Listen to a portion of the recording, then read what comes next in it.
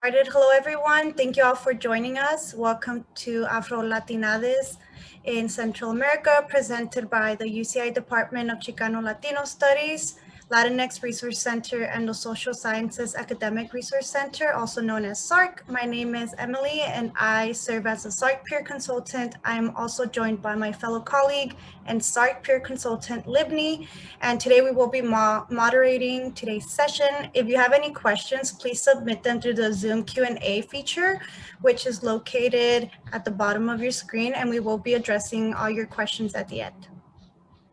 Thank you, Emily. Before we introduce our special guest speaker, we will welcome Assistant Professor and Director, Undergraduate Studies, Glenda Flores, to share a few words about the purpose and goals of our session today. Thank you so much, Libni. I'm really looking forward to this event. I want to give a thanks to SARC and to the Latinx Resource Center for co-sponsoring and co-hosting with us. We are putting together this event to fulfill certificates in Chicano Latino Studies, and also it's very important to our curriculum. So with that, I'm going to go ahead and introduce Dr. Victoria González-Rivera, who is our speaker for today. So Dr. Victoria González-Rivera grew up in a small town in north central Nicaragua during the last years of the right-wing Somoza dictatorship, the leftist insurrection of 1978, the Sandinista Revolution of 1979, and the Contra War of the early 1980s. She has been living on the US-Mexico border since 1999 and considers this region her second home. After graduating with a BA in History, Women's Studies, and Latin American Studies from Oberlin College in 1990, she obtained her MA in Latin American History from the University of New Mexico and the PhD in Latin American History from Indiana University. Professor González-Rivera is the first woman of Nicaraguan ancestry to obtain a PhD in Latin American History from a US university, and is a pioneer in the fields of Nicaraguan women's and LGBTQ history. In 2001, she co-edited the book, Radical Women in Latin America, Left and Right. Her second book, Before the Revolution, Women's Rights and Right-Wing Politics in Nicaragua, 1821 to 1979, was published by Penn State University Press in 2011. With the support of a 2017-2018 American Council of Learned Societies Collaborative Fellowship, she is authoring a third book on 500 years of Nicaraguan LGBT history. Professor González-Rivera has been part of the Department of Chicana and Chicano Studies at San Diego State University since 2005. In addition to all of her amazing work as a researcher and as a teacher, she is also a mentor and an active member of her community and serves on several nonprofit boards. So we are really excited to have Dr. Victoria González-Rivera here today to discuss this very important topic. So without further ado, Dr. González-Rivera. Thank you so much for inviting me. It really is an honor to be here. And this is on the one hand, such a very important conversation, and on the other hand, such a difficult conversation to have, and a painful one actually for so many of us, right? So what I'm gonna do today is I'm gonna start off by sharing a little bit more about myself, and then I'm going to talk about why it is that I wrote this essay, an essay that I wrote about my father, and why he didn't see, and how it is that it came to be that he didn't see, quote unquote, his own Blackness, right? And how anti-Black Latinx racism feeds on racial silence. So I wanna contextualize the essay a little bit more, and then I wanna read portions of it.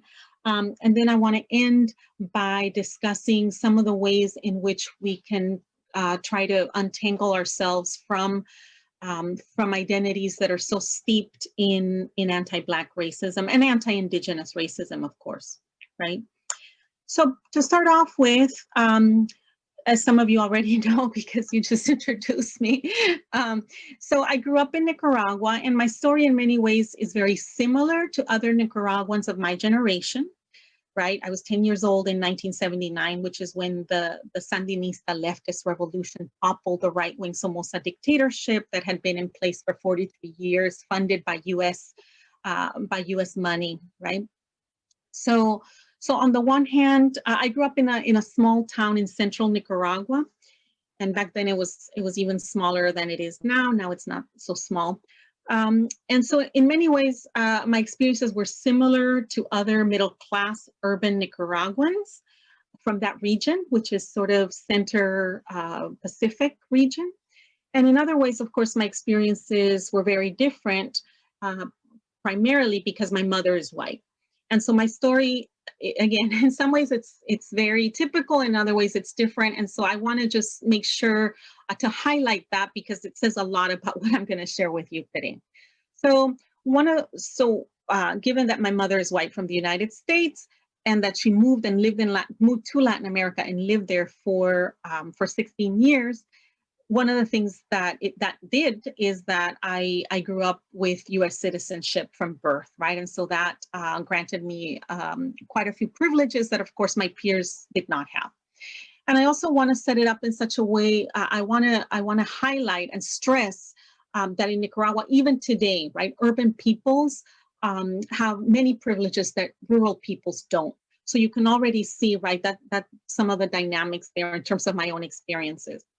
So that said, the other thing that I want to point out is that that my story is very much a story that is place-based, right? So my story is one of central Nicaragua. It's one of the Pacific region, the western region of Nicaragua. So I'm going to be talking extensively about people, again, who in many ways are like me, right? People who are of African and Indigenous and European ancestry.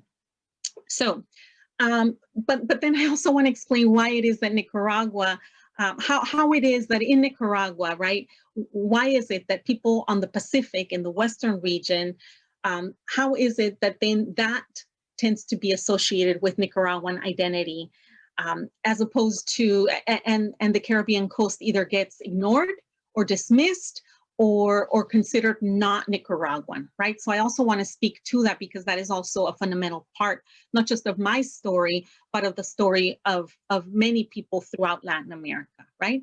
So in the case of Nicaragua, as is the case of other countries, right, what happened is that the Caribbean coast was racialized in such a way that it was considered to be foreign, right? And in this case, because on the Caribbean, so some things, again, so Nicaragua is one of those countries where some things are very similar between Nicaragua and other countries. Similar, there are many similarities between Nicaragua, for example, and Honduras, or Nicaragua and Mexico, right? But then there are other things that are different.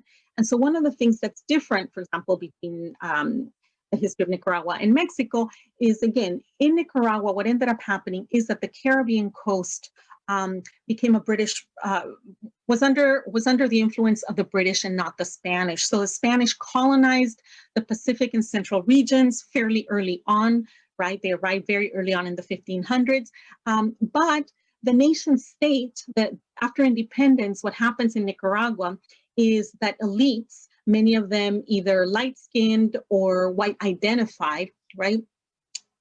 People of mixed race, but who identified or de-emphasized, right, the fact that they were people of color, that they were mixed race peoples, they then proceeded to do what they called the incorporation of the Mosquito Coast. But in fact, what it was a violent military takeover by the Nicaraguan western state of the Caribbean coast. And so from the beginning, the way in which this nation is formed, right, bringing together these two different regions of Nicaragua, is one that is fraught, it's a violent one, right? And so what ends up happening is that Nicaraguans in the western region, right, where I grew up, we end up believing that that Caribbean peoples are somehow foreign, right? And so that becomes sort of foundational for mestizo identities. And Nicaragua then, the nation state, the Nicaraguan nation state then is founded on anti-Black racism and is founded on anti-Indigenous racism, right? Because on the Caribbean coast, what we have are multiple different groups of people who are living there, right? So we have people of African ancestry, and also we have multiple indigenous groups, and then we have mixed groups, right? And so we have the Mayagnas and the Misquitos, and then we have Creole populations, and then we have the Garifunas, right? And some groups identify as being of African and also of indigenous ancestry. So in many ways, right, geographically, the story of the Western region is not the story of geographically the majority of Nicaragua. And yet, when we think of Nicaragua, right, many of us think of the Western region. And that is a product of racism, right? And that is how I grew up, right? And so in the same way that many people in Mexico grew up thinking that Mexico is a mestizo nation, right? A mixture of indigenous and Spanish. Well, that's the story that those of us who grew up in Western Nicaragua heard all our lives, right? And so I just wanted to make sure to clarify that, because otherwise then the story doesn't make as much sense, right? So that said then, so one of the things that's unique about the story that I tell is that very few, after independence, right, in Nicaragua, in the Western area, very few, which is where my Nicaraguan ancestors are from. So it's not only that I grew up there, but also to the best of my knowledge, all my Nicaraguan ancestors are from the Western region. So one of the things that's unique about my story, again, is that very few historians in Nicaragua, historians of the Western region of Nicaragua, have dealt with our African ancestry, right? Or have dealt with the history of the enslavement of Africans on the Pacific, while also acknowledging that we are a product of that, right? And so what I'm trying to explain is that these types of conversations, what's new is, so in many ways what I'm saying are things that other people have said before, right? So in that sense, that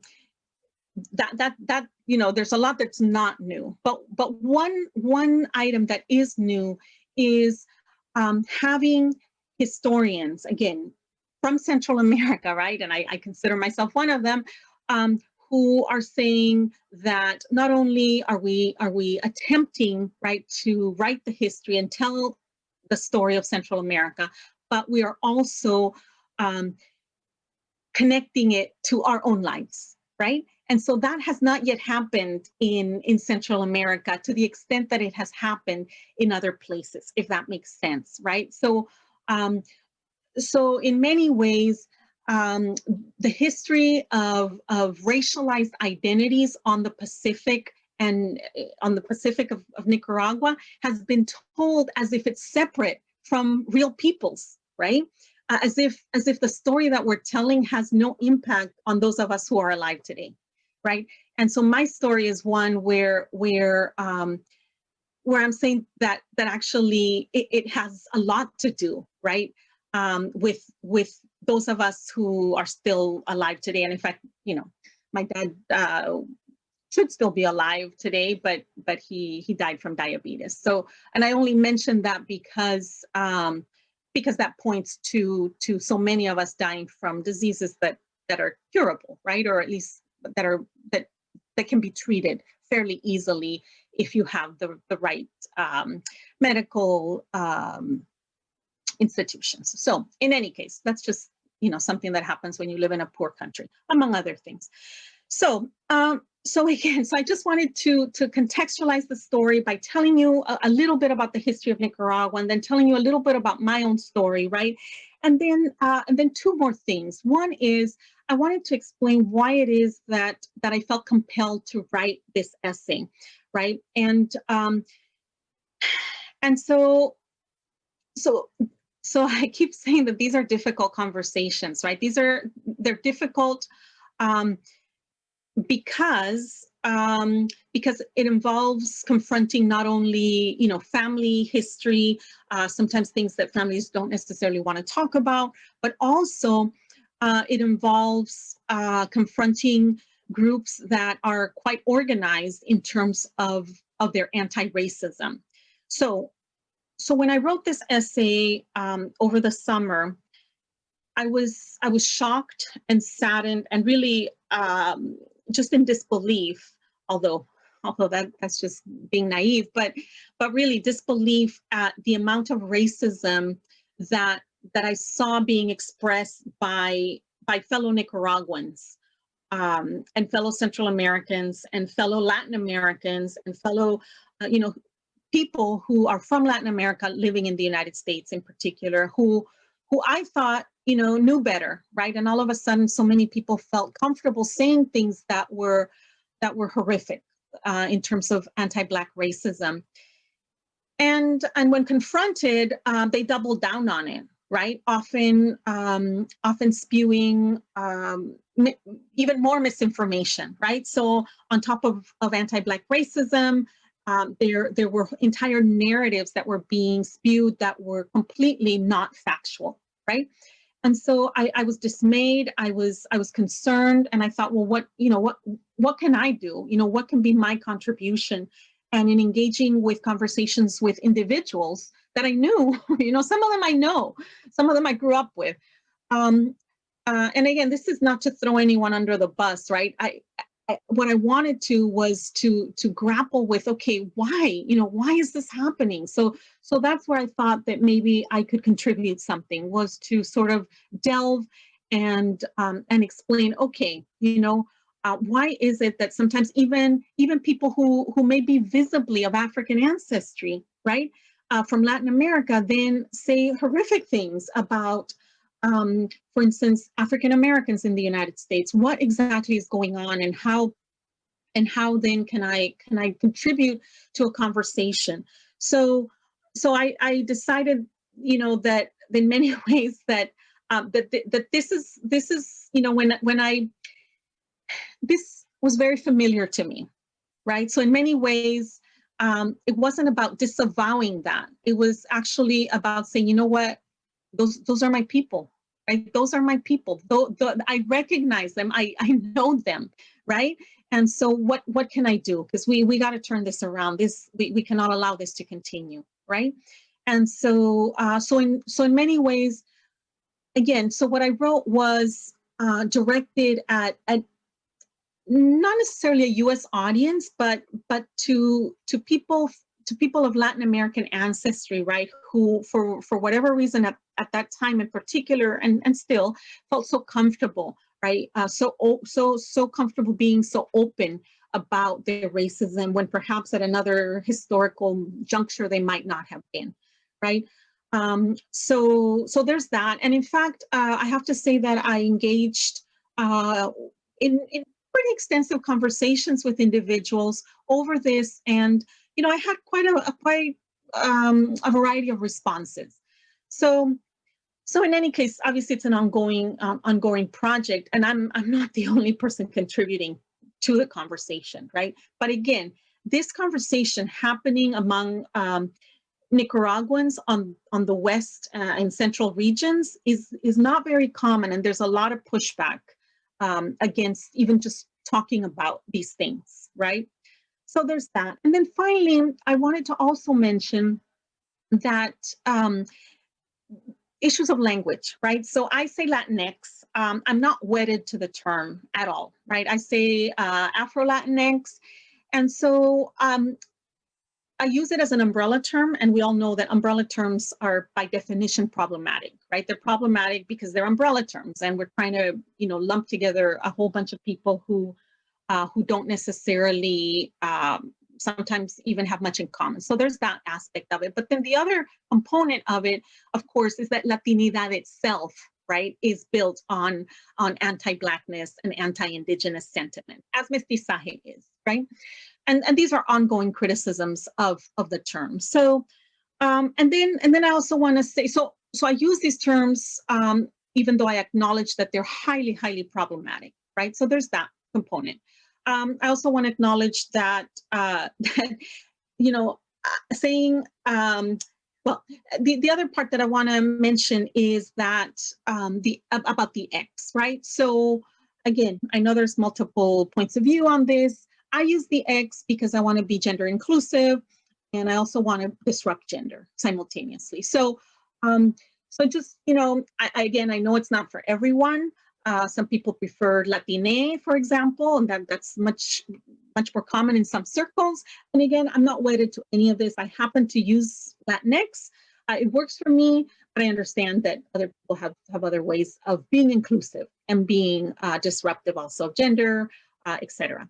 So with that said, what I want to do then is just read some parts of this essay and then go back again and after I do that, and then sort of wrap things up and contextualize the essay even more, right? Especially, but then try to move us towards some sort of a conversation, right? Because it has to be a conversation. I want to hear from other people in terms of, well, what can we do, right? What can we do with this information?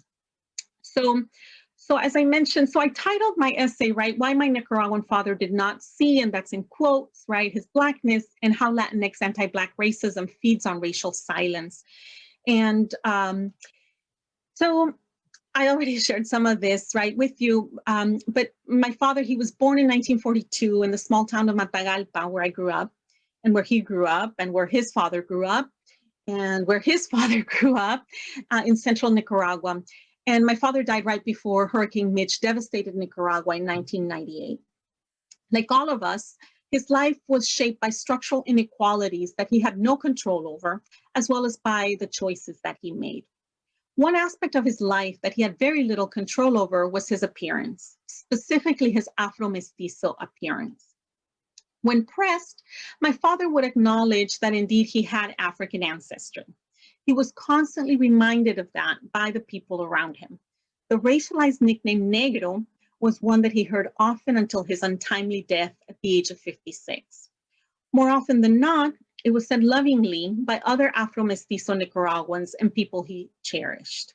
But sometimes the racialized teasing was vicious and cruel, as it was on the day of his first communion, when at the age of 6 or 7, he was mocked for wearing an all-white outfit and called una mosca en leche, a fly in milk. When I was a child, I witnessed him being racially profiled and discriminated against by other Nicaraguans who were lighter skinned, ones who looked like me. I never had a chance to ask him about the emotional toll that must have had on him. What I do know is that my father believed that racism against Black and Indigenous people in the US was worse than and different from racism in Latin America, and that he was fundamentally different from all quote unquote gringos. My father did not speak English, and he only visited the US twice.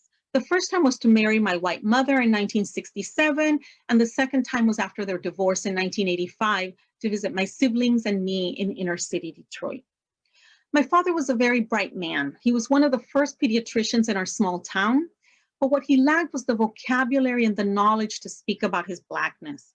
He was purposefully denied the opportunity to learn about his history.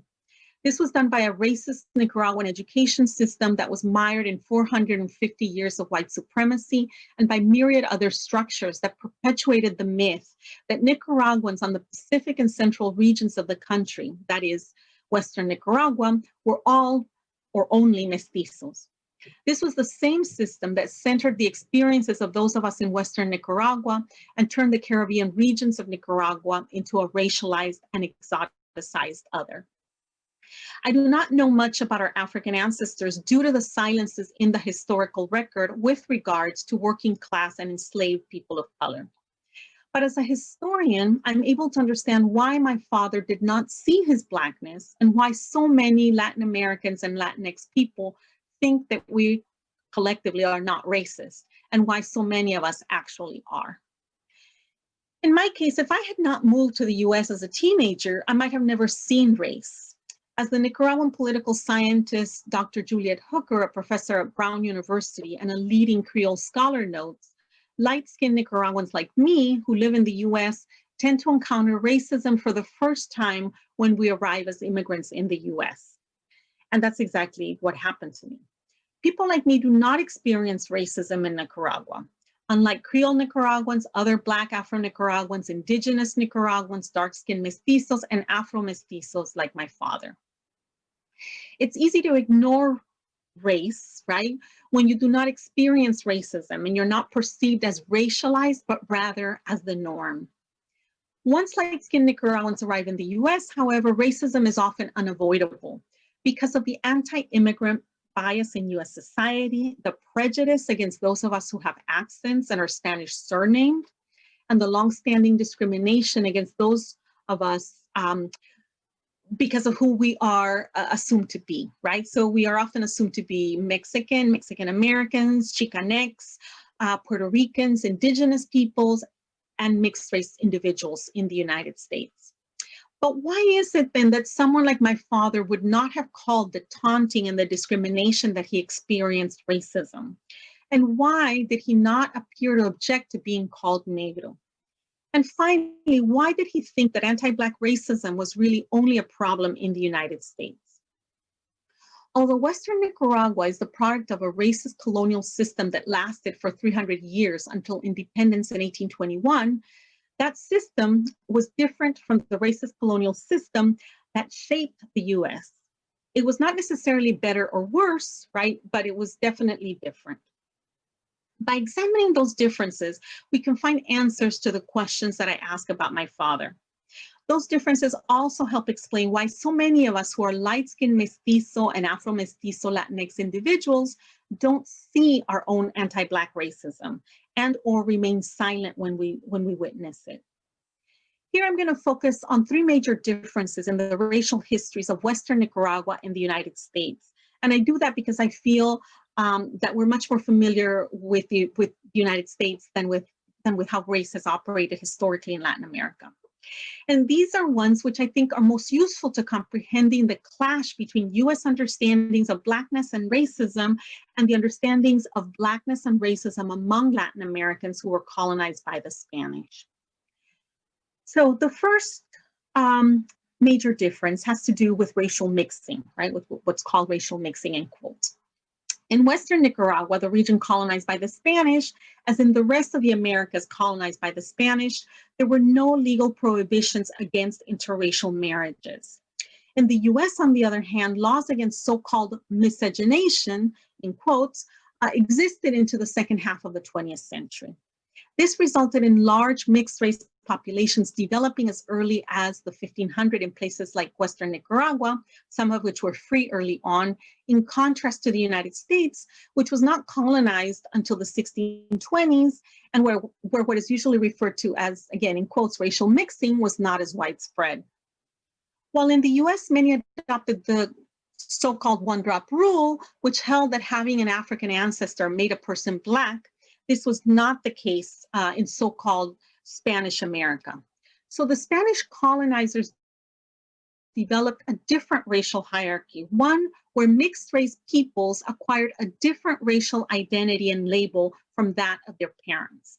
This meant that in places like Western Nicaragua, where indigenous slavery legally ended in the 1540s, but African slavery did not end until the 1820s, after the 1540s, not all enslaved peoples were considered Black, but all enslaved peoples had African ancestry. By the time independence came about, relatively few people in Western Nicaragua identified as Black, even though many, if not most, Western Nicaraguans had African ancestry. They did not consider themselves Black because they tended to be Afro-mestizos, like my father. With regards to African slavery, the US and Western Nicaragua had a lot in common, despite some important differences. In both places, enslaved Africans were bought and sold by colonizing Europeans. Approximately 600,000 enslaved Africans were brought to the United States through the Atlantic slave trade. And in the case of Western Nicaragua, the numbers were in the thousands and possibly in the tens of thousands. In both places, the fate of children was determined by the legal status of their mother, thus ensuring that white women would never give birth to slaves. And in both places, there were communities of free Blacks and free mixed race people of African ancestry in the period before slavery ended. One major difference, however, between the US and Western Nicaragua is that in Western Nicaragua, African slavery ended in 1824, almost half a century before it ended in the United States. Another difference is that when slavery ended in Western Nicaragua, there were relatively few enslaved peoples there, especially when compared to the approximately 4 million people who were still enslaved in the United States in the 1860s. These two factors helped create a Western Nicaraguan imaginary in which the US was racist against Blacks, and Nicaragua was not only not racist against Blacks, but did not have any Black Nicaraguans in Western Nicaragua. If that makes sense, right? So once African slavery stopped existing in Western Nicaragua, it was easier for non-Black Nicaraguans to believe that there were no Nicaraguans of African ancestry at all in Western Nicaragua. After independence in 1821, racial labels stopped being used for legal purposes in Western Nicaragua, at least theoretically, right? As was the case elsewhere in Latin America. But this was not the case in the United States, where the census continues even today to use racial labels to classify the population. It's important to point out that while the lack of labels is often portrayed as an anti-racist development in Latin America, it highly benefited the elites of Spanish ancestry who were born in the Americas, since they could now claim to be simply from the American continent in contrast to the European continent, or simply Nicaraguan, and later on implicitly mestizo Nicaraguans. In other words, after fighting the War of Independence against the Spanish, it benefited elites of Spanish ancestry in Latin America, elites formerly known as criollos, right, to differentiate them from the peninsulares, or those Spaniards who had been born in Spain, to no longer consider themselves Spanish at all. The colonial system that privileged whiteness and being Spanish remained untouched, but now there were no Spanish/white people, right, who were legally constituted as such. And this dynamic in part helps explain why the myth of the Nicaragua mestiza has been so powerful and seductive.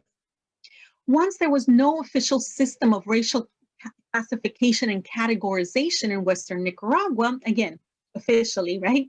There remained a system of white supremacy and the reality of a new nation made up mostly of indigenous people, mestizos and Afro-mestizos, with a small, mostly white, light-skinned ruling elite. Given the high degree of racial mixing that had occurred over the course of 300 years of colonialism, most Western Nicaraguans were related to people who looked different, sometimes vastly different from themselves. And this is still the case today. Not surprisingly, perhaps, racialized identities, albeit permeable and porous ones and elastic ones, prevailed even in the absence of legal categorization, and even in the context of such vast mixing. And racialized nicknames continue to be the norm in most of Latin America today, despite public service advertising campaigns against them. So while most Western Nicaraguans see no harm today in these nicknames, including ones like Chele or Chela, and each country has their own version of these racialized nicknames, in the case of Nicaragua, these are applied to light-skinned Nicaraguans or to foreigners in general, specifically white foreigners. Dr. Juliet Hooker reminds us that in a context that stigmatizes Blackness, not whiteness, racialized nicknames can be highly problematic. African-American sociologist Dr. Elizabeth Horge Freeman, a professor at the University of Florida, has written extensively about the ways in which Black Brazilians, particularly mothers, and I quote, negotiate, challenge, and reproduce racism in their families, unquote, in her book, The Color of Love. There, she examines, and I want to quote again, the relationship between racialization and the emotional life of family, and sheds light on how families simultaneously resist and reproduce racial hierarchies. Dr. Jorge Freeman's work points to the kind of research that could be done in Western Nicaragua on families like mine.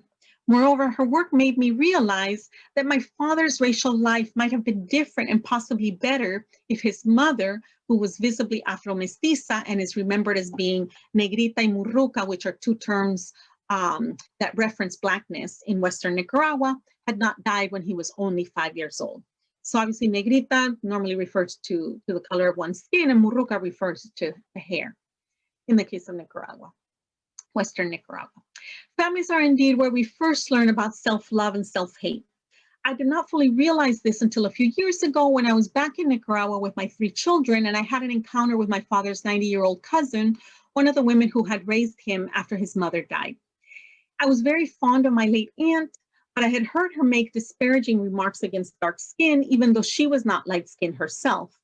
During that particular trip, she kept referring to one of my daughters as la negrita, as in, ¿y la negrita dónde está? Meaning, where is la negrita? Or she'd ask, ¿y la negrita qué quiere comer? Meaning, what does la negrita want to eat, right? And she must have noticed that I was getting upset about this, because then she said something to me that I will never forget. And she said, yo le digo la negrita porque es la única que se parece a nosotros. I call her la negrita because she's the only one who looks like us. And these are the kinds of contradictions that led, I believe, my father to embrace his Blackness and yet not complain when he was called negro. I'm sorry, not to embrace his Blackness, but also not complain when it was pointed out to him when he was called negro, right? I witnessed the stigmatization of Blackness before I came to live in the US. I think that's clear from my narrative, right? I've been silent in the face of anti-Black racism in Western Nicaragua and have benefited from the privileges afforded to those of us who are not Black or dark-skinned. And yet my relationship to Blackness, like the relationship of so many other light-skinned Afro-Mestizos to Blackness, is complicated and fraught with contradictions. Like my father before me, I also did not have the words to fight back against anti-Black racism. The problem of anti-Black racism is one that plagues the world, and it certainly plagues Western Nicaragua. Light-skinned Mestizo and Afro-Mestizo Latinxes in the US, and light-skinned Mestizo and Afro-Mestizo Latin Americans wherever we are. We do not have to necessarily accept the imperialist logic, right, of US racialization, meaning the emphasis on racial labels, the almost complete invisibility of indigenous peoples, and the long-standing disdain for mixed-race peoples, to admit that our Latin American cultures privilege whiteness and our proximity to whiteness at the expense of Black lives. And for those of us who live in the US, or those of us who are go back and forth, surely we have learned by now that our silence and complicity with anti-Black racism will not protect us from racism. And historically, nothing has, except for our collective resistance. So shedding our anti-Black racism and denouncing anti-Black racism in our midst is long overdue. And it's only then that we can begin to repair the damage that racism has done. And so I want to reiterate what I state in my essay, which is, of course, that Black lives matter, and it's only by listening and learning that we will heal or begin the process of healing. So that constitutes my essay, and as you can see, it's a fairly short essay. I wrote it in order to communicate in an effective and quick way with individuals who perhaps were interested in learning more, right, about where their beliefs and sometimes deeply seated feelings, right, came from. But then what do we do with that, right? And that becomes the question. And so what I have like a little list of things, and it's nothing that you don't already know, unfortunately, right? However, I think it's important to mention these things to go along with this conversation, right? And so again, I'm assuming that many of you listening are like me, right? And so you go back and forth, right? You go back and forth. That's a privilege that many of us have. Of course, many of us don't have that privilege. So some of us travel, well, not right now, right? There's so many other things happening also. In the case of Nicaragua, things obviously are also very difficult there, and many Nicaraguans can't go back for political reasons. So there's also that. But so some of the things that we can do can be applied transnationally, right? Can be in conversation with people who don't live in the United States necessarily.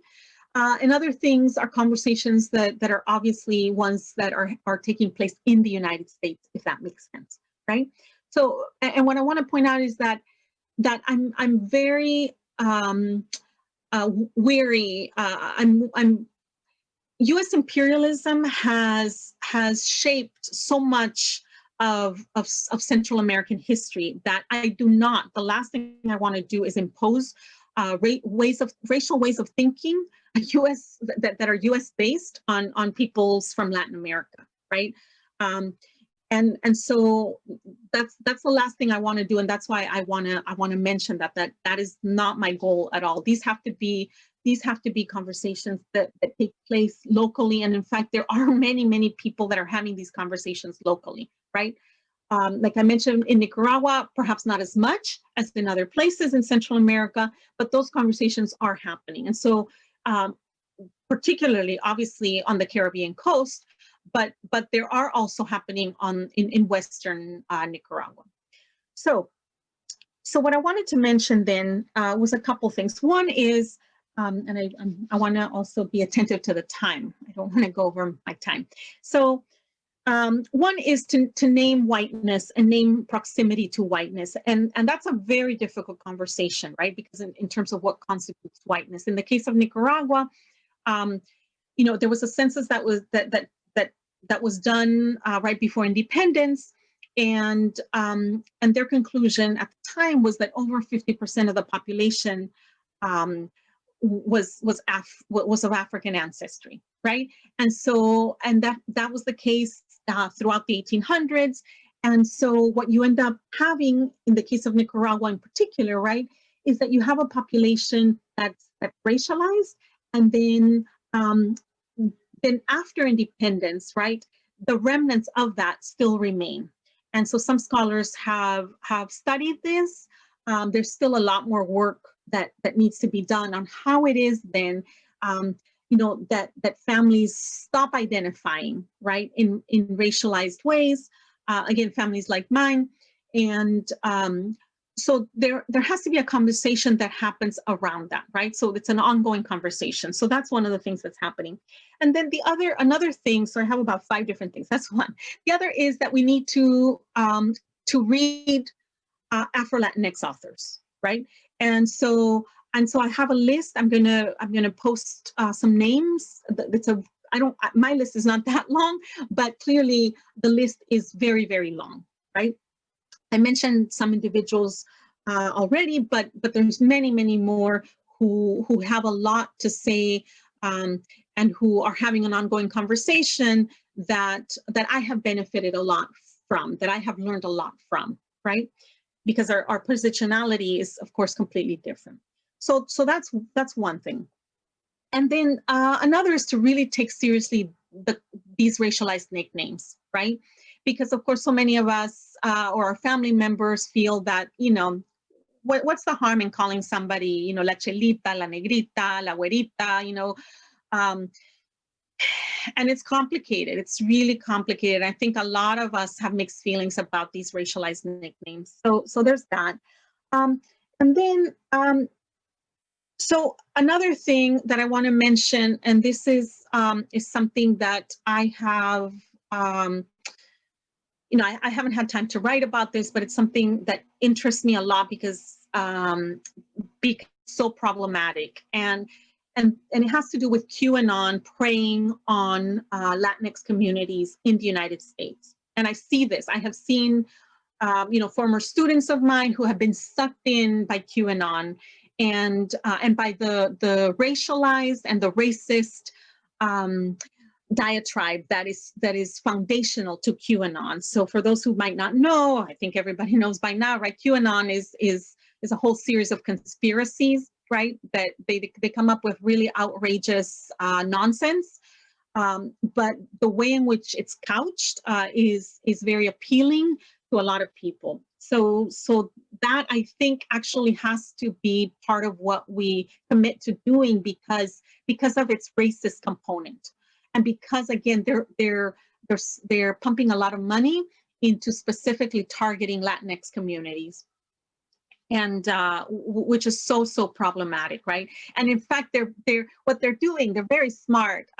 These individuals, they're building on the existing anti-Black racism that they know and everybody knows it already exists, right, in Latinx communities, including Latinx communities that are visibly of color, right? Latinx communities that are visibly of African ancestry, and there's so much irony there, right? But they're capitalizing on those contradictions. And then finally, other thing, and again, I know I'm almost out of time. I just want to mention that one of the findings of sociologist Chantil Rosado, who studies Afro-Latinx communities in Florida and elsewhere, is that, oops, that's my alarm telling me that my time's up. Okay, I'm almost done.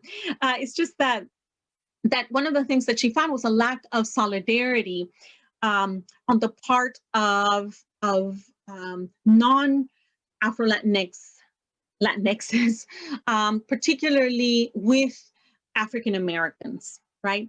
And specifically around the issue of police brutality. And so I just wanted to say something to that, because I think that I think that's true. I have seen that also. I have that's part of the anti-Black racism that exists in our communities broadly. A lot of it has to do with that, right? And so what I wanted to point out is that, again, there's all these contradictions and ironies. Ironically, right, and let me just speak right now to Nicaraguans or about Nicaraguans. In the case of Nicaraguans, who knows, we are very much positioned as individuals who can identify very much with the impact of police brutality, right? Nicaraguans in Western Nicaragua, we should know better, right? We know how under the Somoza dictatorship, youth was criminalized, right, by the police, by the National Guard. So we know exactly what that means, right, when police target specific groups. And we should stand in solidarity, right, even if we somehow think it doesn't apply to us. And because Nicaragua is so politically polarized, even those on the right, currently, or those in the on the Democratic left, also, right, it should be very, very clear because of the continued police brutality and what is currently happening in Nicaragua. So I guess I've spent a lot of time trying to figure out sort of ways in which we can intersect and speak to members of our community who again are not yet interested in having these conversations, and who are not yet ready to divest themselves of anti-Black racism, and trying to think of how can we meet individuals, where can we meet to have these conversations. And I think the issue of police brutality, in fact, should be one of the issues where there shouldn't be anything to discuss, because I think that we're all clear on what it means. And so I want to end with that. And again, I'm assuming that there are a lot of questions, and I want to hear what others have to say. Thank you. Thank you so much, Dr. Rivera, for sharing. We will now be answering questions. So please, everyone, keep submitting them. I know some questions have been submitted to the Q&A and the chat. So Livni will go ahead and take charge. Great, thank you, Emily. So the first comment we have on the chat is by Maribel. When I left Nicaragua right before, I remember that in the neighborhood, young men had started to go missing, and the writing was literally on the wall. All things had changed. FSLN. Yeah. So again, unfortunately, right now is not a good moment for Nicaragua. Like I mentioned, it's politically very, very polarized. My position is that Daniel Ortega is a dictator. Not everyone agrees. Families are divided over this, as they were back, back in the 1970s and back in the 1980s. And so yes, so in the 1970s, youth were criminalized by the Somoza dictatorship, and today, many youth are being criminalized by the current dictatorship in Nicaragua. So it's particularly, and this is why I keep, I know it's very, very, very different contexts, right? I understand that. However, right, I want to stress the role that police are supposed to play, right? Police, the thing about police is that, they're charged with a special task, which is to protect the population, not kill the population, right? Not hurt the population. And so they actually have a special power that in democratic societies we have given to them, right? These are not regular individuals. They work for us, right, in a democracy. And so to be used as a tool, which of course, they always have been, but that shouldn't be their role, right? Their role is not to be used as a tool to enforce a particular ideology, be it a racist ideology or an undemocratic ideology, right? And so, I'm trying to find common ground, basically with racists, right? With people who again are holding on really tightly to anti-Black racism.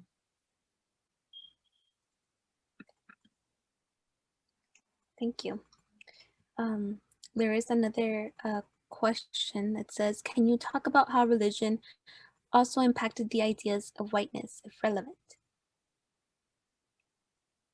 So I'm a historian, right? So obviously, Catholicism justified colonialism, right? I mean, these two went hand in hand. There was no separation of church and state. During those 300 years of Spanish colonialism. In this case, specifically, we're talking about Central America, but it's the same with Mexico. And so the Catholic Church itself, right, has been racist. Some would argue continues to be racist. And none of this would have happened in colonialism, right, wouldn't have happened in the same way without Catholicism. So it's not just the imposition of Catholicism through force on indigenous people, and it's not only right that this new religion is patriarchal, right, and but this new religion, right, excludes indigenous peoples from becoming priests. From becoming nuns for the most part. There's some exceptions to that, and we can go into that, but certainly people of African ancestry, in theory, were not allowed to become priests, were definitely not allowed to become nuns, or mixed race peoples for that matter, right? And so what that does is it sends a very clear message, right? A lot of priests, we're talking the colonial period, right? A lot of priests had servants, in quotes, and enslaved peoples, right? So the Catholic Church was a very, very active part of not just colonialism, but the enslavement of Africans. And they used religion to justify not just slavery, but racism, right? And so the two go hand in hand. And so in places like Nicaragua, right, so certainly there were individuals within the Catholic Church, back in the 1500s, specifically in the case of Nicaragua, who spoke out against the extreme cruelty against indigenous peoples. But there were very few people within the Catholic Church who spoke out against the enslavement of Africans. And this is a legacy. I mean, this is our legacy, right, as Latinx peoples, or as Latin Americans peoples, or as humans, really, right? So yes, so the complicity, and of course the Catholic Church has apologized for some of that, but I think most people might not realize the extent to which, well, on the one hand, some people do, right? But then other people, just regular people who perhaps haven't taken courses in college, right? They might not know how where would they find that out, right? If you don't seek out this information, you are definitely not going to hear about it if you go to mass. and you're definitely not going to hear about it in school, you know, like K through 12, because those subjects are often not taught. Sometimes, you know, they are, but rarely. Mm-hmm. Thank you. And we also have another question in the Q&A, and it says like this: as a history student doing research in Afro-Latinx folks in post-colonial Central American, what is something I should be aware when talking about Afro heritage in the past as someone who is light-skinned mixed Nicaraguan? Mm-hmm. So, you know, I wanna quote here a scholar. Give me a second here. So one of the things that happens, right, is that I'm talking here about Professor Saide, let's see, Binzi, right, who is Afro-Latinx and states some of us are Black everywhere, right? Because one of the things that that we don't want to do is to identify as Afro-Latinx when we're not, right? I mean, that's not our lived experience, our everyday lived experience. So so in my story, right, I'm talking about my father, I'm talking about his brothers, right? I don't want to speak for anyone, again, except in this case for my father.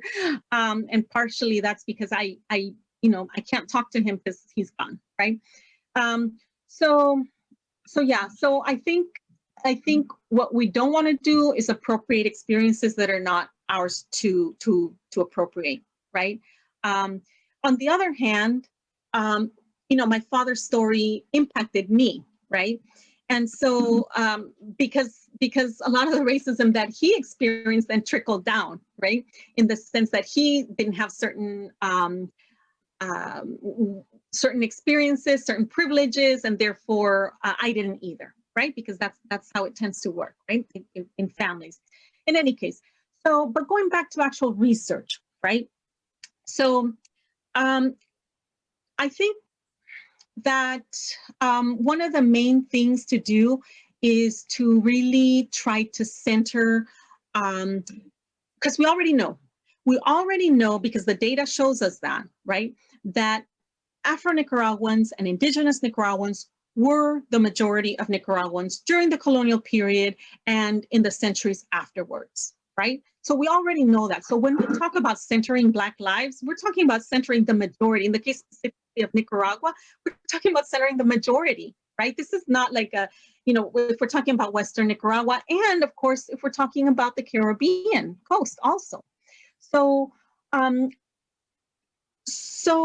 so that is what we have to do. I think the other thing to do is also to be in conversation across the Americas, because I think there's a lot to be learned by not necessarily doing comparative work, although that's exciting and very, very fruitful, but keeping in mind, you know, what are other scholars saying about other places, if that makes sense. Thank you. And here's another question. What Afro influences are rooted in the traditional dishes of Nicaragua and the music? Pronounce Mayayalasinki. Sounds a bit difficult.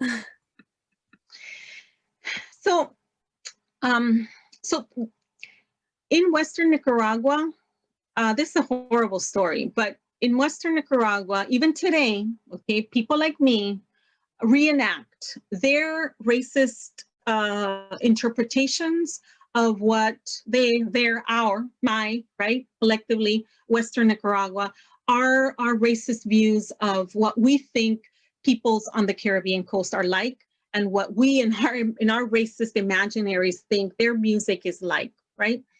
And so there are these reenactments of what's called Palo de Mayo that are you know, racist and offensive. And that continues to this day, right? And so under the pretense of appreciating, right, of appreciating peoples from the Caribbean coast of African ancestry, we do this bizarre appropriation, which again is really not okay, right? And that conversation, you know, I'm not familiar with that conversation taking place. among people like me, right? It's definitely been something that has been, brought up by people from the Caribbean coast, but among the people that I grew up with, I don't remember anyone ever saying, or even now, because I still see it online, saying, you know what are we doing? This is ridiculous, right? So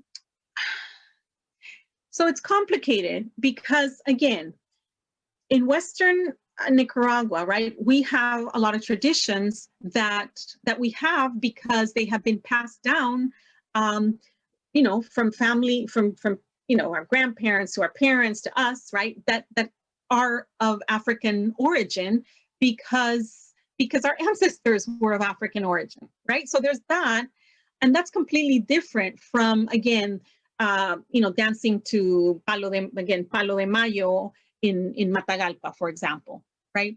And so African influence is everywhere in Nicaragua, in music, in foods, for sure, right? In ways that are not racist. So we don't need to embrace, racist ways of doing this when there are lots of things that, if the goal, right, because that's what a lot of people say, well, the goal is to appreciate, right, African influence culture or African descendants, right, or Afro-Nicaraguans, we can do that and not be racist.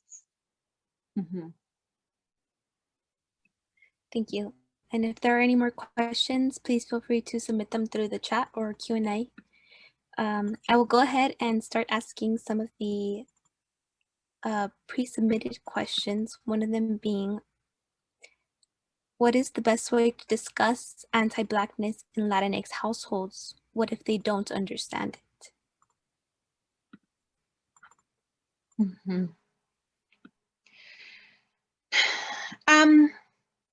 So in most Latinx families, right, I wouldn't say most, okay, in Nicaragua, certainly, okay, there's a wide diversity in terms of skin tone, right? And in many families, one person ends up being la negrita or el negrito or el negro, and the other person ends up being la chela or el chele, right? And this happens, I've seen it happen in lots of other places, right? So not only Nicaragua. So I think, how do we have these conversations? It's really hard because, for example, even, again, people who you think have had access to more information will repeat things that are just not factual, right? So for instance, I don't know, maybe a few months ago, I heard again, right, this idea that in El Salvador, there are no people of African ancestry, right? Because I don't know why people will say things like this. And so what I'm trying to say is that oftentimes when we talk to our relatives, we are talking to people who grew up hearing, oh, no, there are no Black people in El Salvador, or slavery, that African slavery, enslaved Africans, that's something that happened in the United States, or that's something that happened, on the Caribbean coast. That's not something that happened in the case of Nicaragua, in Managua or Masaya or León, right? Because people don't know. And so, and again, I'm not trying to excuse the horrible things that people say, but I have a soft spot in my heart for people who have never heard this information, right? And when you have never encountered this, all along you've been told a certain story, and then all of a sudden someone is telling you something different, why would you even believe it, right? Especially now when we're bombarded with, fake news, right? And QAnon and conspiracy theories. So I understand that if this is the first time that someone is hearing this, they are not going to be necessarily open to the implications of this, right? And sometimes the other part is that sometimes there's a lot of shame involved in families, right? And so, and I've seen this happen also where people, like in my family, on my Nicaraguan side, right? If we do our genealogy, which we have, we reach a place where we can't go back any further because, of course, it's very difficult to do genealogy when people weren't married, right? And one of the things that happens to low-income people in places like Nicaragua and to enslaved peoples is that they don't make it into the registers, right? Which often are centered around marriage documents and baptism, et cetera, right? And so what I'm trying to point out is that there's also a lot of shame involved in acknowledging our histories, right? And so sometimes I've heard this, right, from again, people from Mesoamerica who will say, what are you going to tell me, right? Genealogy, what's that for? To tell me that I've been poor my whole life, that all my ancestors were poor, that all my ancestors were indigenous, that all my ancestors were Black, right? So there's an acknowledgement, but there's also, this sense of why talk about this? Why revisit this? Why are you trying to, and then there's also the component of why you're trying to impose US ways of thinking about things on us. Hasn't US imperialism and US hegemony done enough bad already, right? So, but imagine a world, right, where kids were actually taught a more accurate account of our past, of our collective past, and think of all the things that might have happened differently, right? In the case specifically of Nicaragua, the Nicaraguan Revolution might have been a different kind of revolution, right? One that actually, instead of a paternalistic attitude towards indigenous people and agrarian reform, maybe, they would have, the revolutionary elites would have thought differently about these issues. So there's that, right? So the implications potentially, the implications have a revolutionary potential, right? But it is very difficult to have these conversations, especially if you're starting. So there's, again, I don't want to go on and on, but two things. One is sometimes people will say, well, I've never heard of that. That can't be true, right? And other times people, like when I talked to my dad about this, he'd be like, well, yeah, of course, he'd be like, pues soy negro, like, so what? Like, where are you headed with this? Yeah, obviously, right? And so there's different kinds of conversations depending on where people are coming from, right? Right. Thank you. Well, we have another question for you. This one's a little bit more direct. How did you view your identity in regards to your father's darker skin color? How did his refusal to accept his African descent influence your own perception growing up? Yeah, I just didn't think about, well, mind you, there was a lot going on at the time, right? So like I mentioned, there was the dictatorship and then the, one insurrection in 78 and then, then the actual successful insurrection of 79, which led to the Sandinista Revolution, and then the Contra War, which started right away. And so there was a lot, there was a lot going on, and most people around me were talking about social justice in class terms, right? In class terms and in religious terms because of the influence of liberation theology. So my ignorance was so profound, almost like had no end in sight, basically, because they're and I grew up in a middle class situation, right? So you can imagine, and I had schooling and I had books and I read and I didn't know. Again, I mean, it's very embarrassing, but it's a true story. Not only did I never ever think about enslaved Africans in Western Nicaragua, but I didn't even know that there were indigenous peoples, like peoples who are not only self-identify as indigenous, but are recognized as indigenous communities who were living just, half an hour away from where I grew up. Like, I didn't realize that, that the triumph of mestizaje as Nicaraguan national identity had happened just basically a few years before my birth. And so I was completely oblivious to all of that. And I learned about it, again, ironically, right in the United States. And I moved here because of my parents' divorce. In that sense, I happened to be part of this broad wave of Nicaraguan migration to the United States, but mine was different because, again, I moved with my white mom, right? And that's, of course, when so I was aware, I knew that my mother was white. That I knew because she stood out. You know, there weren't many foreigners when I was growing up. So I understood that my mom was white and she was from the United States. But as far as I was concerned, you know, I was Nicaraguan, my father was Nicaraguan, his father was Nicaraguan, his father, I mean, you know, and in fact, that's how I was taught history, starting at an early age.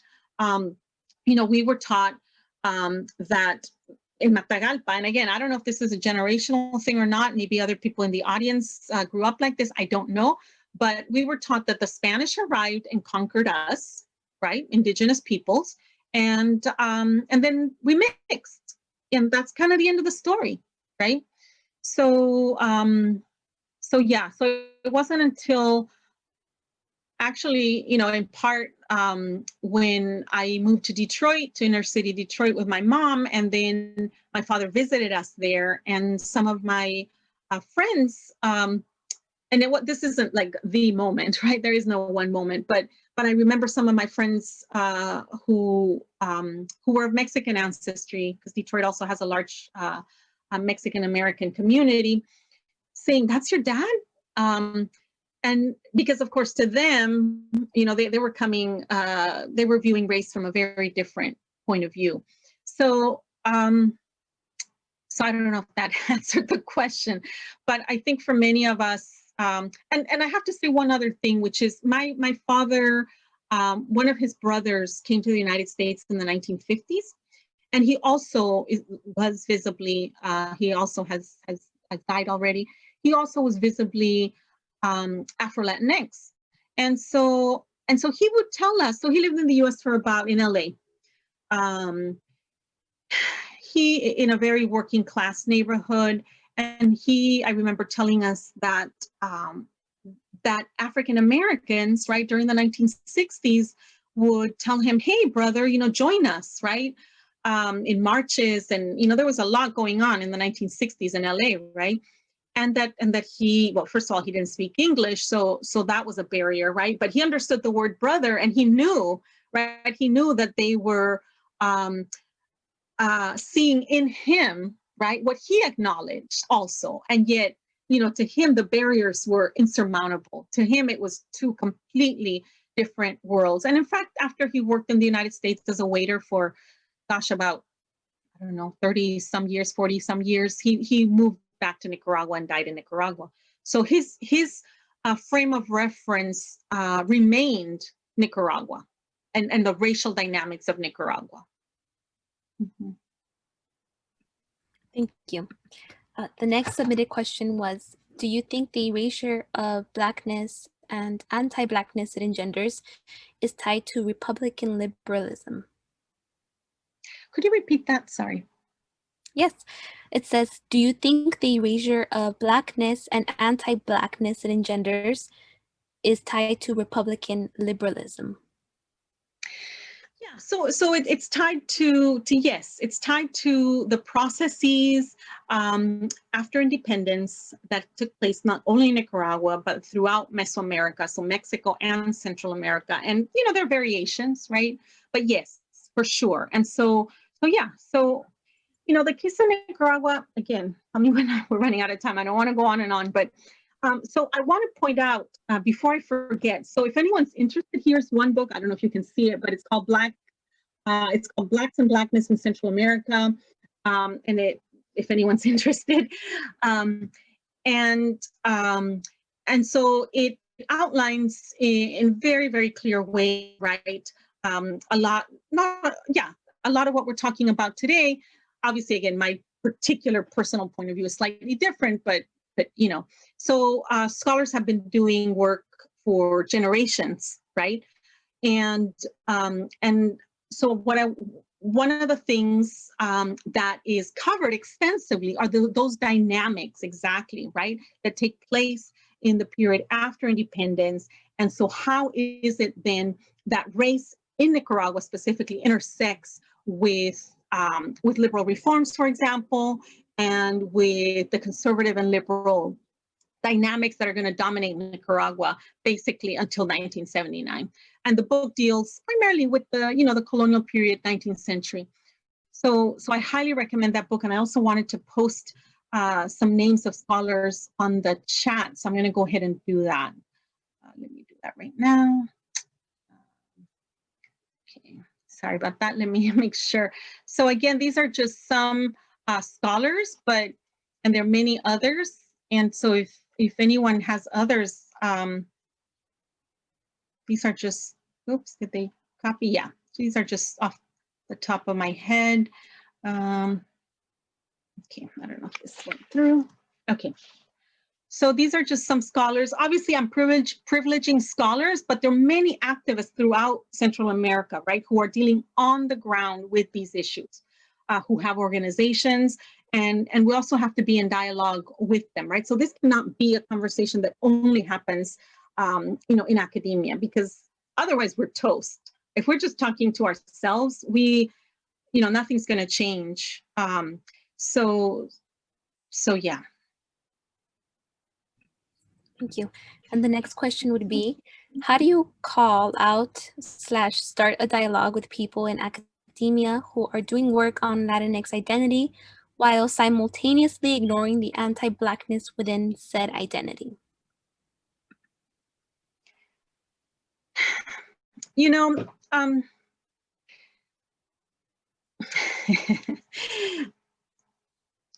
I think so. There are problems with the terminology, because the terminology is a reflection of who we are as humans, right? So the problem is not language. The problem is us. And so I want to and so Latinidad, right? Just like mestizaje, these are all such problematic terms, right? Their origins, they were never meant to include people of African ancestry as equals. They were never meant to include indigenous people as equals, right? So whenever in Latin America, right? Again, we're talking specifically Central America, but this can be generalized to the US also, right? In most cases, in the vast majority of cases, whenever people of color are included, they're not included as equals, right? So in the case of so centering the experiences of indigenous peoples and centering the experiences of Black peoples in Central America is what we have to do, right? But it's not easy. So when we, so pointing it out is also involves pointing out that it's not easy to do that. And so why should we do that? Well, we should, especially those of us who are historians and are talking about the past, right? We should do that because well, at the most basic level, because they're the vast majority of peoples, right? So there's that. But on the other hand, historically, right, when we're dealing, like I just mentioned, with the colonial period and with the 19th century, right? But it's very difficult. And one of the difficulties has to do with the sources, right? So one of the things that happens is that, and this happens to all of us, right? Myself included. So I have written articles and books where race is not central to the story, because in much of my work, right, I have focused on gender and sexuality. And so to be intersectional is really difficult, right? It really is. And so what we find is that people tend to just focus on one or two things at a time, right? It's like juggling. It's the more you add, the harder it becomes. And so we have the problem of sources, and then we have the problem of oftentimes, right, there's also structural constraints. I know this sounds like I'm excusing this behavior as opposed to pointing it out, but I'm pointing to how oftentimes, right, what ends up happening when we submit an article, we're told, oh, you're trying to do too much, or, you only have 10,000 words, or you only have 5,000 words, or whatever it is. And so you cannot address everything at once. And so what many of us do is, okay, so this article is going to be on this, and this article is going to be on that. And to actually talk about everything at once, not only have we not been pushed to do that, right? So there's that, but also it's hard. And for those of us who do historical work, the sources sometimes are not there, right? So sometimes the reason why people talk about Western Nicaragua as mestizo is because they're only looking at sources that lead them to reach that conclusion, right? And sometimes we have to dig deeper, and sometimes they're just not the kinds of sources that we wish were there. So it's complicated, but definitely we need to do it. So I guess what I'm saying is that both have to sort of go hand in hand, is sort of to acknowledge, we know this is hard, but we got to do it, right? One of our last questions would be, can you speak a little bit more about how Canon is influencing the Latinx? And I'm sorry, could you repeat that? Of course. Can you speak a little bit more about how Canon is reaching and influencing the Latinx? QAnon, sorry. Oh, QAnon. Okay. I wasn't sure if you were talking about Fanon or the canon, or okay, got it. QAnon. Oh, yes. I'm very troubled by QAnon because so again, so I think it's easy to think. Okay, so again, I'm Nicaraguan, right? And so, and I'm also a historian. And so I always say, I don't know what came first. Was I a pessimist before, or am I pessimist because of, I don't know. But I got to tell you that conspiracies, if you're Nicaraguan, I'm not saying that you have a tendency to believe conspiracy things, because conspiracy theories, that's not what I'm saying at all. What I'm saying at all is that so many things have happened that just, in the case of Nicaragua, in terms of CIA involvement, in terms of, the whole William Walker affair, where this white guy from the United States basically goes to Nicaragua in 1856, pretends that he's there to help out the Liberal Party, which has invited him, right? But then turns on them and has his own agenda. And then it's a very racist agenda that involves declaring himself president of Nicaragua, et cetera. What I say is that, historically, Nicaraguans have seen so many off-the-wall wacky things and so many horrible things that I can see how, when we are presented with yet another really strange story, people might say, oh, okay. And this is not just specific to Nicaraguans, right? So like, I understand why some of us might believe some of the conspiracy theories that are associated with QAnon. And in the situation of all of Central America, right? It's not just Nicaragua that's politically polarized between left and right. And then the left is also highly fractured, right, between a left that is much more democratic and a left that is much more hierarchical and comfortable with dictatorship, right? And so